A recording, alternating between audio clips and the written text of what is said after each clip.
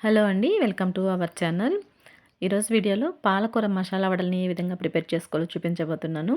ఈ వడలైతే చాలా చాలా టేస్టీగా ఉంటాయండి. ఈవినింగ్ టైంలో పిల్లలు స్కూల్ నుంచి వచ్చేసరికి ఈ విధంగా వడలనైతే ప్రిపేర్ చేసి పెట్టొచ్చు. ఇవి మన టెర్రస్ మీద పడినటువంటి ఆర్గానిక్ పాలకూరతోటైతే నేను ఈ విధంగా ఈ పాలకూర మసాలా వడలనైతే ప్రిపేర్ చేశానండి. ఈ ప్రాసెస్ కూడా చాలా ఈజీగా ఉంటుంది. ఈవినింగ్ టైంలో ఈజీగా మనం ఈ విధంగా టీ టైమ్ స్నాక్స్‌గానైనా సరే, లేదంటే టిఫిన్‌గానైనా సరే ఈ పాలకూర వడల్ని ప్రిపేర్ చేసుకోవచ్చు.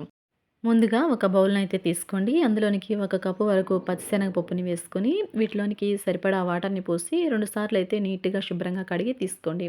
ఇప్పుడు ఈ విధంగా కడిగి తీసుకొచ్చినటువంటి శనగపప్పులో సరిపడా ఫ్రెష్ వాటర్‌ని పోసుకొని, ఈ బౌల్‌పై మూతని ఉంచి 3 గంటల పాటు శనగపప్పుని బాగా నానబెట్టుకోండి. పప్పు నానేలోగా మనం టెర్రస్ మీదకైతే వెళ్ళి పాలకూరనైతే హార్వెస్ట్ చేసుకొద్దామండి. చూస్తున్నారు కదా! పాలకూర అయితే చాలా చక్కగా గ్రో అయిందండి. తోటకూర కూడా గ్రో అయిందనమాట.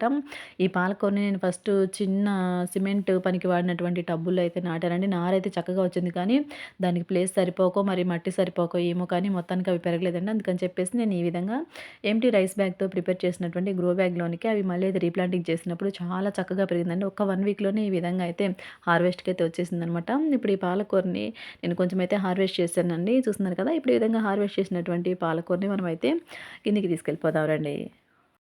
ఓకే అండి. టెర్రస్ నుంచి కిందకొచ్చేసరికి చూడండి పాలకూర కొంచెం ఇట్లా వాడినట్టయింది కదా! ఎండకి. ఇప్పుడు ఈ పాలకూరలో కొంచెం అయితే తీసుకొని వీటితోటైతే మనము మసాలా వడల్ని ప్రిపేర్ చేసుకుందామండి. తోటకూరతోటి నేను తోటకూర పప్పునైతే ప్రిపేర్ చేశాను. ఆల్రెడీ ఆ వీడియో కూడా మన ఛానల్‌లో ఉంది. ఇంట్రెస్ట్ ఉన్న వాళ్ళు వెళ్లి చూసేయండి. 3 అవర్స్ తర్వాత చూసినట్లయితే మనకి శనగపప్పు అనేవి చక్కగా నానిపోయాయండి. ఇప్పుడు ఈ శనగపప్పులోంచి వాటర్‌ని రాకుండా మనము మిక్సీలోనికైతే వేసుకుందాము. ఇప్పుడొచ్చేసి మనం పాలకూరని హార్వెస్ట్ చేసాం కదా! ఈ పాలకూరనైతే నేను శుభ్రంగా కడిగి కొంచెం డ్రై చేశానండి. వాటర్ అన్నీ డ్రై అయ్యేలాగా. ఇప్పుడు ఈ పాలకూరని మనము సన్నగా అయితే మనం తరుక్కుందామండి. వీలైనటువంటి చిన్న ముక్కలుగైతే మనం ఈ పాలకూరని కట్ చేసుకోవాలి. ఇలాగ మనం అప్పటికప్పుడే కట్ చేసుకొని మనం ఇలాగ రెసిపీస్ కానీ, లేదంటే కర్రీస్ కానీ, పప్పు కానీ వండుకుంటే చాలా హెల్తీ అండి మనకి. అందులో ఉన్నటువంటి పోషక విలువలన్నీ మనకి లభిస్తాయనమాట. ఈ విధంగా అయితే పాలకూరని నేను నీట్‌గా అయితే కట్ చేసి తీసుకున్నానండి. ఇప్పుడు మనం శనగపప్పుని తీసుకొని అందులో ఉన్నటువంటి వాటర్‌ని రాకుండా పప్పుని మాత్రమే మిక్సీ జార్‌లోనికైతే ఈ విధంగా వేసుకుందాము. పప్పంతటిని మిక్సీ జార్‌లోనికి ఇలా వేసుకున్న తర్వాత, మనకి పప్పు నానబెట్టుకున్నటువంటి వాటర్ ఉంటాయి చూడండి. ఆ వాటర్‌నయితే మనం వేస్ట్‌గా పడేయాల్సిన అవసరం లేదండి. ఆ వాటర్‌ని మనం మొక్కలకి ఇవ్వొచ్చనమాట. ఇవే మొక్కలు బాగా హెల్తీగా పెరగడానికి యూజ్ అవుతాయి. ఇలాగ బియ్యం కడిగిన నీళ్ళు, పప్పు నానబెట్టిన నీళ్ళు చక్కగా మొక్కలకైతే ఇవ్వొచ్చండి. ఈ విధంగా శనగపప్పునంతా కూడా మిక్సీ జార్‌లోనికి వేసుకున్న తర్వాత, ఇప్పుడు ఈ పప్పులోనికి 3 లేదంటే 2 వెల్లుల్లిపాయలని వేసుకోండి. అలాగే ఒక చిన్న అల్లం ముక్కను కూడా వేసేసుకోండి. అలాగే ఇందులోనికి ఒక హాఫ్ స్పూన్ అంతా జీలకర్రని కూడా వేసుకోండి. అలాగే ఒక పావు స్పూన్ అంత ధనియాలను కూడా వేసుకోండి. ఫ్లేవర్ అనేది బావుంటుంది. అలాగే ఒక 10 వరకు నేను ఎండుమిర్చి వేశాను. మీరు పచ్చిమిర్చి కూడా వేసుకోవచ్చు. ఇప్పుడు వీటన్నిటిని కోర్స్‌గా అంటే మరీ మెత్తగా కాకుండా వీడియోలో చూపిస్తున్న విధంగా బరకగా అయితే మిక్సీ వేసి తీసుకోండి. అక్కడక్కడ పప్పు ఉన్నా కూడా పర్వాలేదండి. మధ్య మధ్యలో తగుతూ క్రిస్పీగా టేస్ట్ అనేది చాలా బావుంటుంది. ఇప్పుడు ఈ గ్రైండ్ చేసుకున్నటువంటి ఈ మిశ్రమాన్ని అంతటిని కూడా ఒక బౌల్‌లోనికైతే వేసుకోండి. అలాగే మనం కట్ చేసి పెట్టుకున్నాం కదా పాలకూర, ఆ పాలకూరని కూడా ఈ మిశ్రమంలోనికైతే ఈ విధంగా వేసేసుకున్న తర్వాత ఇప్పుడు ఇందులోనికి సన్నగా కట్ చేసినటువంటి పచ్చిమిరపకాయలని సారీ అండి. ఉల్లిపాయలని వేసేసుకోండి. అలాగే 2 రెమ్మల కరివేపాకుని కూడా వేసుకోండి. అలాగే కొంచెం కొత్తిమీరని, కొంచెం పుదీనాని కూడా వేసుకోండి. ఫ్లేవర్ అనేది చాలా బావుంటుందండి. అలాగే ఇప్పుడు ఇందులోనికి రుచికి తగ్గట్టు ఉప్పుని కూడా వేసుకోండి. అలాగే ఒక పావు స్పూన్ అంతా పసుపుని కూడా వేసుకొని, ఇవన్నీ కలిసే విధంగా బాగా ఇలాగ పిసికినట్లుగా అయితే పిండిని బాగా కలుపుకోండి.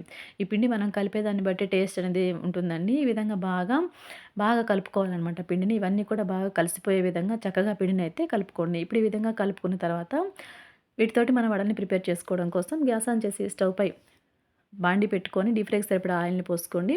ఇప్పుడు ఆయిల్ కాగింది కదా! ఇప్పుడు ఇందులోనికి కొంచెం కొంచెంగా ఈ శనగపిండి మిశ్రమాన్ని తీసుకొని రౌండ్ బాల్‌లాగా అయితే చేసుకోండి. ఇలా బాల్‌లాగా చేసుకున్న తర్వాత అరచేతిలో పెట్టి ఒక చేత్తోటి ఇలా ఒత్తామంటే చక్కగా మనకి వడ షేప్ అనేది వచ్చేస్తుందండి. ఇలాగ మనకి వేడైనటువంటి ఆయిల్‌లోనికి ఒక్కొక్కటిగా ఈ విధంగా కొంచెం కొంచెంగా పిండి మిశ్రమాన్ని తీసుకొని వడ షేప్ వచ్చే విధంగా ఇలాగ ప్రెస్ చేశారంటే చక్కగా వడ షేప్ అనేది వస్తుందండి.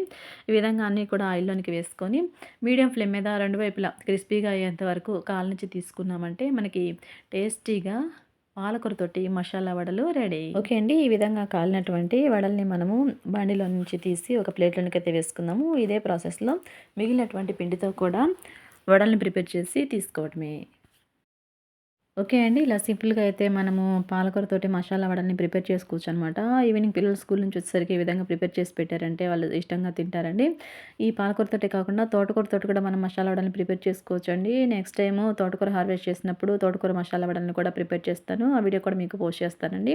ఓకే అండి. చూసారు కదా! మనము పాలకూర మసాలా వడల్ని ఏ విధంగా ప్రిపేర్ చేసుకున్నాము. ఈ వడలైతే చాలా చాలా టేస్టీగా ఉన్నాయండి. పైకి క్రిస్పీగా ఉన్నాయి. లోపలైతే చాలా చాలా సాఫ్ట్‌గా ఉన్నాయండి. తప్పకుండా మీరు కూడా ట్రై చేయండి. అలాగే వీడియో నచ్చినట్లయితే వీడియోకి ఒక లైక్ చేసి మరిన్ని ఇటువంటి గార్డెనింగ్ అండ్ కుకింగ్ వీడియోస్ కోసం మన ఛానల్‌ని సబ్స్క్రైబ్ చేసుకొని పక్కన బెల్ సింబల్‌ని క్లిక్ చేయండి. Thanks for watching our video.